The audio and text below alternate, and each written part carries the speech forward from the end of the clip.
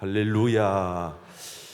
예, 오늘 8월에 울상 예배에 나오신 우리 모든 믿음의 가족 한 분 한 분에게 8월 한 달 동안 하나님이 주시는 은혜와 평강의 복이 더하여지시기를 주님의 이름으로 축복합니다. 우리 옆사람 축복하겠습니다.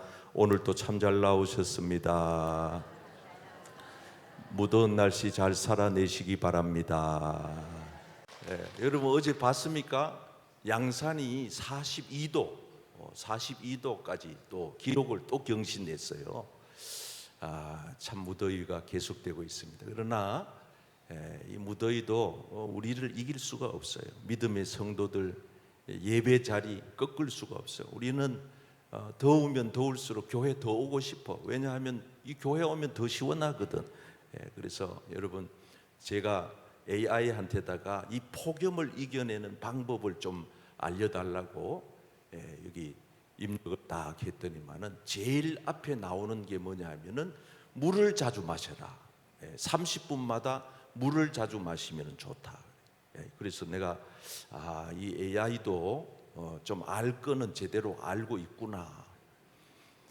여러분 이 폭염 속에 이 물을 자주 이 설교 시간에도 물 떠와 가지고 이래 마셔도 돼요. 마시는데 저는 그걸 읽으면서 맞다. 우리 성도는 어쩔 수 없이 물로 사는 거다. 물로. 여러분 성도에게 물은 뭐예요? 생수는 뭐예요? 여러분 하나님의 말씀이 생수인 줄 믿습니다. 여러분 그래서 우리 성도들은요, 세상 사람들은 떡으로만 살려고 그래. 떡으로만. 그러나 성도는 그거 아니에요. 물론 떡도 필요하죠. 그러나 여러분 예수님 말씀하셨잖아요. 성도는 하나님의 입으로부터 나오는 모든 말씀으로 살 것이니라. 아멘. 그래서 여러분 이 여름에 저도 이제 성경 참 이 더위에 성경 읽기가 얼마나 좋아요. 성경 많이 읽으시고 이 성경 가운데서 진리를 찾으시고 시원한 생수가 이 성경 속에 있단 말이에요. 영생의 말씀이 주님께 있사오니 우리가 누구에게로 가오리까? 사마리아 여자는 물을 기르러 왔다가 예수님을 만나서 생명수를 마시게 되잖아요.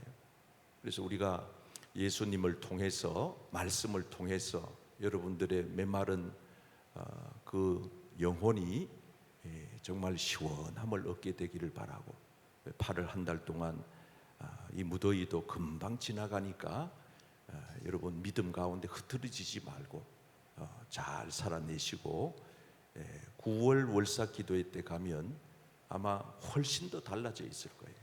그래서 한 달 동안도 여러분들의 모든 생업에 하나님이 복의 복을 더해 주시기를 축복합니다.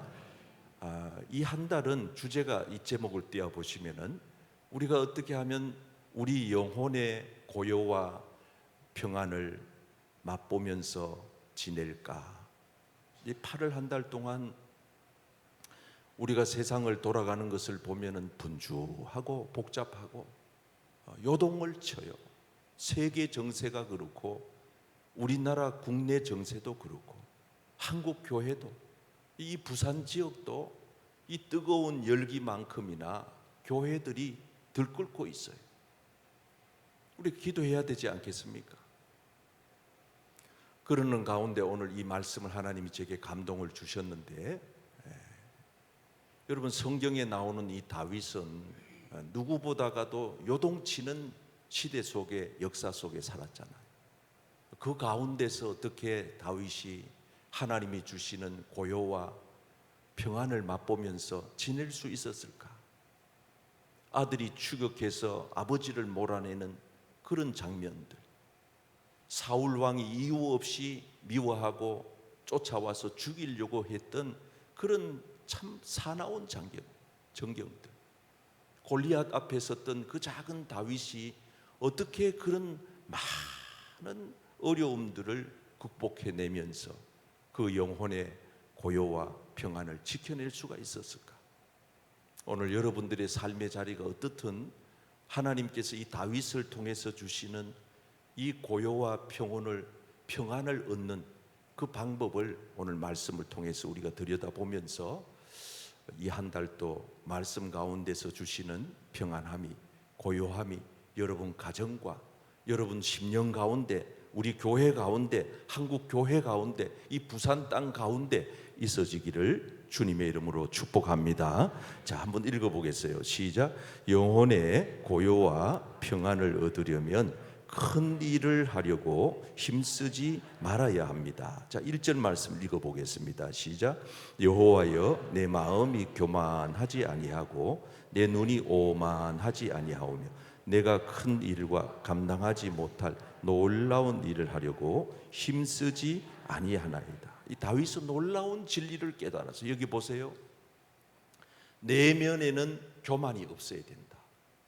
다시 말하면 이 교만이 뭡니까? 난 잘났어, 난 최고야. 이게 교만이거든요. 이런 마음 상태가 내 안으로 들어오는 순간 우리 마음의 고요와 평안은 깨뜨려집니다. 없어요. 그런 사람한테는 하나님이 주시는 영혼의 평안이 절대 있을 수가 없어요.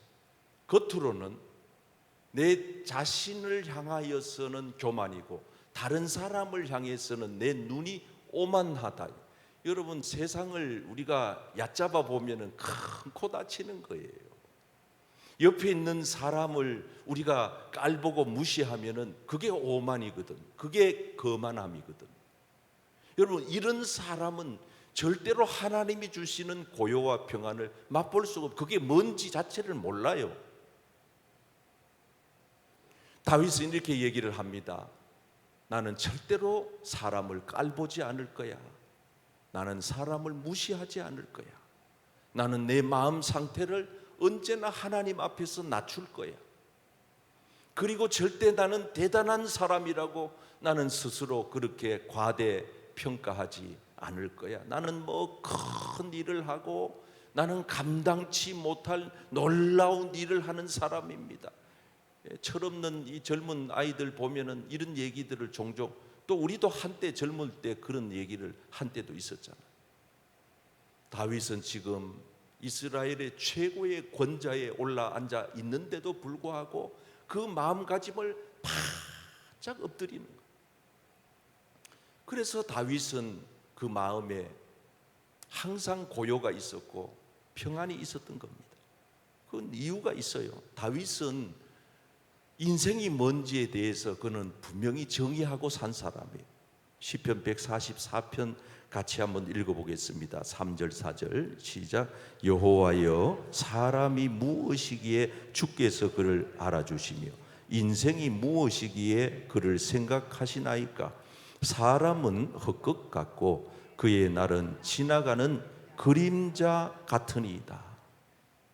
다윗은 인생의 깨달음을 깊이 터득한 사람. 인생이 뭡니까? 무슨 왕의 자리에 앉아 있으면 못하고 세상에 부러울 것 없이 다 가지고 있으면 못합니까? 그림자 같은 것을. 여러분, 그림자는 해가 났다가 지는 순간 그냥 어디로 사라졌는지조차 흔적 없이 사라져버리고 마는 것이잖아요. 우리 인생이 그런 거예요. 우리 인생은 왔다가 그냥 어느 날 그냥 고요히 사라져도, 여러분, 이 지구촌에서 저나 여러분들이 없어진다고 무슨 대단한 일이 일어날 것 같습니까? 그렇지 않아요. 우리는 아무것도 아닌 그림자와 같은 존재로서 살면서 하나님 앞에서, 이웃 앞에서 우리가 뭐 대단한 존재라고 떠벌릴 게 없는 거예요. 높아질 게 없는 거예요. 우리는 원래부터 그런 사람이었으니까. 그래서 다윗이 마음에 품은 것처럼 이 8월 한 달 동안 여러분들이 모든 삶의 자리에서 자세를 낮춰보세요. 제가 지난 새벽 기도 때 한번 말씀드렸지만은 어떤 사람은 이 컵에 담겨있는 물 한 컵으로 만족한 사람이 있어요. 저 중환자실에 환자들 중에는 그런 사람이 있습니다. 나 물 한 모금만 내 손으로 떠서 마셨으면 소원이 없겠다, 이런 사람이 있습니다.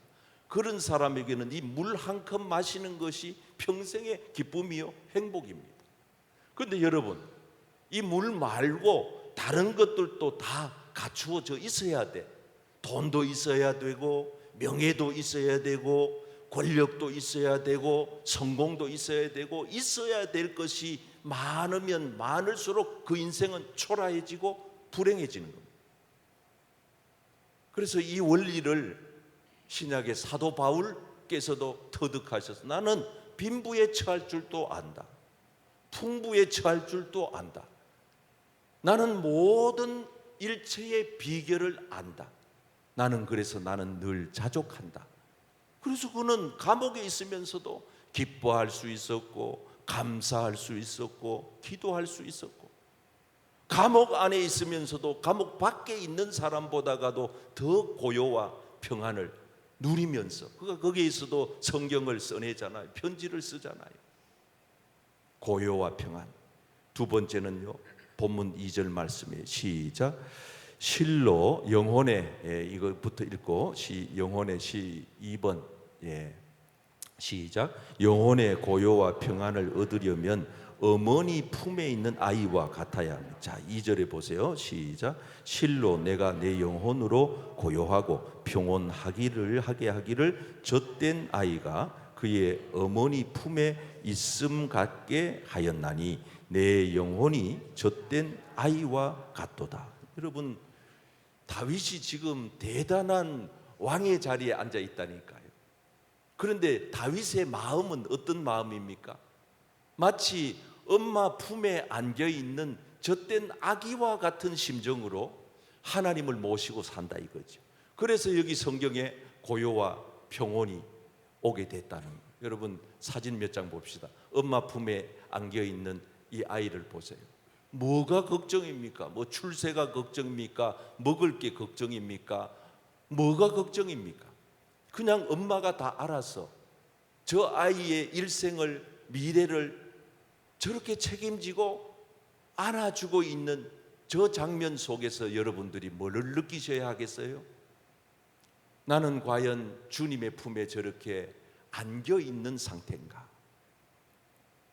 우리는 주님이 우리를 품에 안아주시려고 해도 주님의 그 품을 우리가 거절할 때가 참 많잖아요.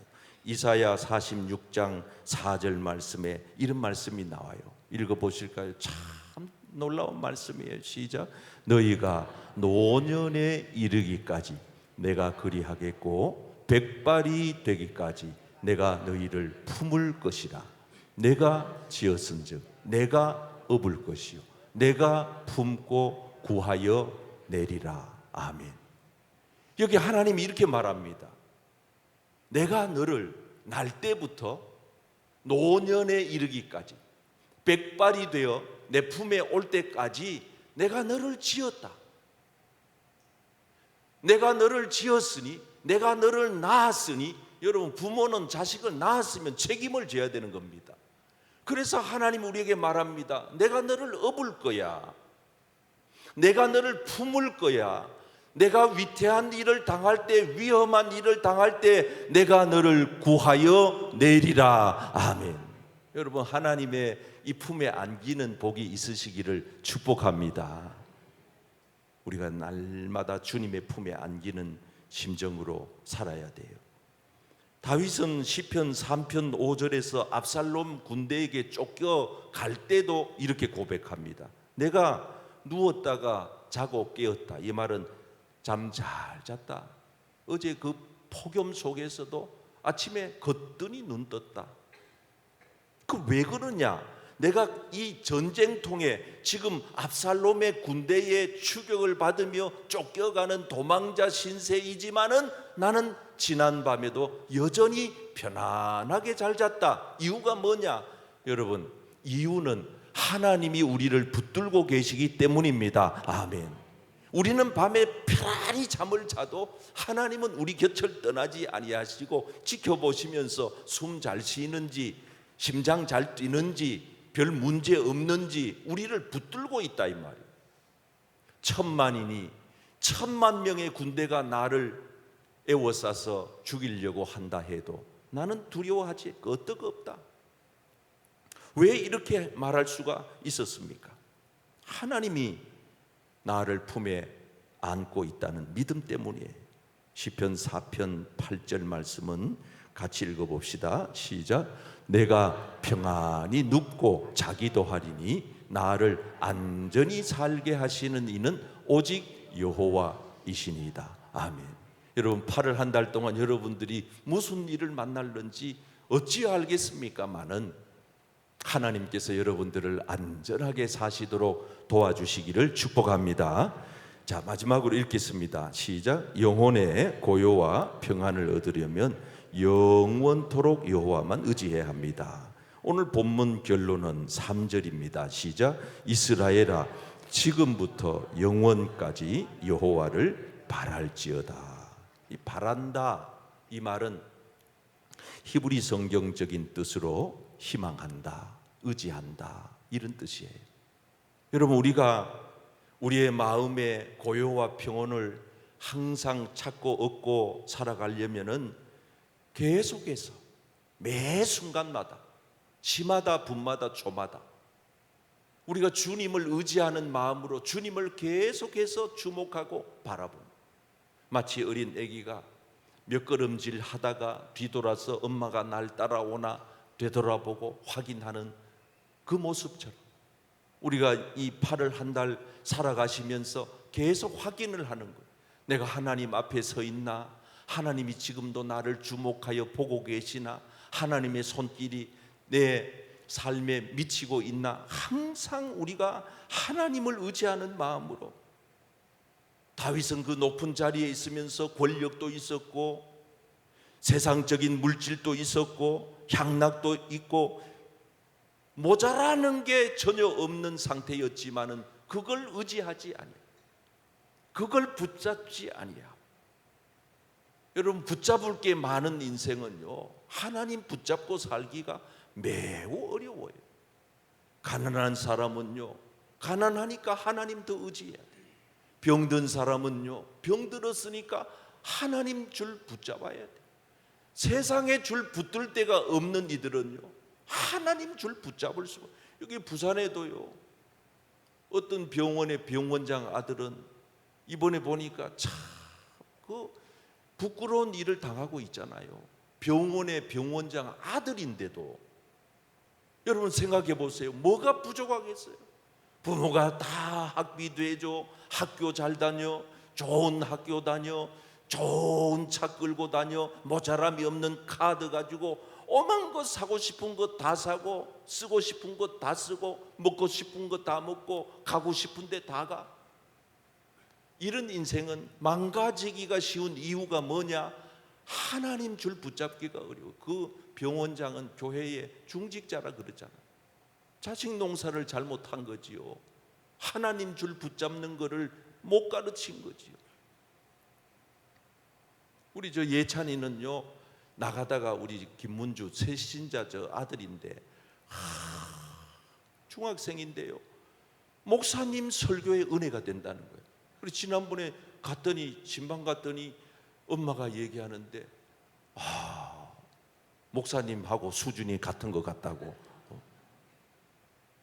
여러분, 중학생이 말씀 듣고 은혜 받기가 어려워요. 새벽 기도 나오는 거 보세요. 네 혹시 목사 될지는 모르겠다만, 아니 뭐 그거는 내가 하라고 되는 게 아니고 예찬이라고 이름도 잘 지었다. 목사는 함부로 하지 마라. 기도 많이 해보고 하나님의 소명이 있어야 돼. 함부로 하면 안 돼. 그래도 네 새벽 기도 오는 거 보니까 목사할 자격은 된다. 목사들 보면은 새벽 기도 못 해가지고 못하는 분들 많거든요. 여러분, 우리가 하나님 줄 붙잡아요. 여러분, 부모 줄 붙잡지 말고 세상 줄 붙잡지 말고 하나님 줄 붙잡기를 축복합니다. 그래서 시편 146편 이 결론의 말씀 읽읍시다. 시작. 귀인들을 의지하지 말며 도울 힘이 없는 인생도 의지하지 말지니 그의 호흡이 끊어지면 흙으로 돌아가서 그날에 그의 생각이 소멸하리로다. 이사야 26장 3절 보세요. 시작. 주께서 심지가 견고한 자를 평강하고 평강하도록 지키시리니 이는 그가 주를 뭐함이니이다? 신뢰, 다시 말하면 의지함이니 주님의 줄 붙잡았기 때문에 평강이 주어진다, 그 뜻입니다. 이사야 40장 31절 시작. 오직 여호와를 앙망하는 자는 새 힘을 얻으리니 독수리가 날개치며 올라감 같을 것이요 다른 박질하여도 곤비하지 아니하겠고 걸어가도 피곤하지 아니하리로다. 아멘. 이 한 달 동안 하나님을 의지하고 앙망하고 소망하고 희망하고 바라보고 살아가는 우리 복된 성도님들 되시기를 주님의 이름으로 축복합니다.